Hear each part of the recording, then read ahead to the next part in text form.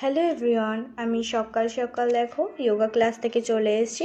এসে দেখছি স্কিনটা এতটা ডাল হয়ে গেছে যে ভাবলাম একেবারে স্নানই করে নিই।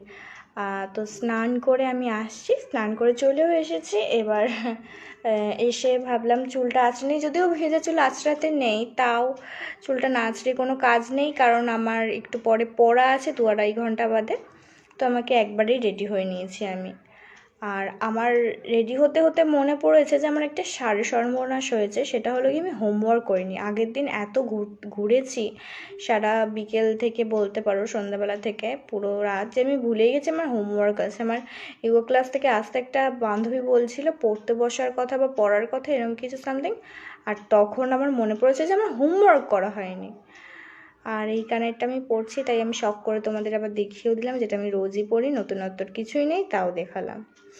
তো হোমওয়ার্ক করতে বসার আগে আমি পড়তে যাওয়ার আর 1.5 ঘন্টা হয়তো হাতে আছে, তার আগে আমি হোমওয়ার্ক করতে বসেছি।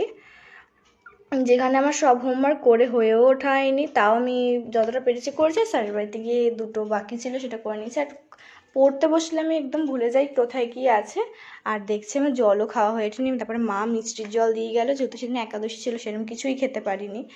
আর তারপর আমি একটা ডেলি বেসিসের রুটিন করে নিই, 2-3 দিন ধরে যেটা করছি, তো সেটাই করলাম।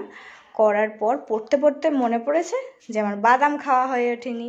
এবার বাদাম এবার এমন রেখেছি যে শুকিয়ে কাঠ হয়ে গেছে বাদামগুলো, তাও ছালিয়ে খেয়ে নিয়েছি। তো যাই হোক, বিকালবেলা তারপরে খেয়ে দিয়ে একটু ছাদে বসেছিলাম, সেরকম কোনোই কাজ ছিল না। এরপরে সারা সন্ধে ফোন দেখেই কাটাতে হতো। যে টাটা।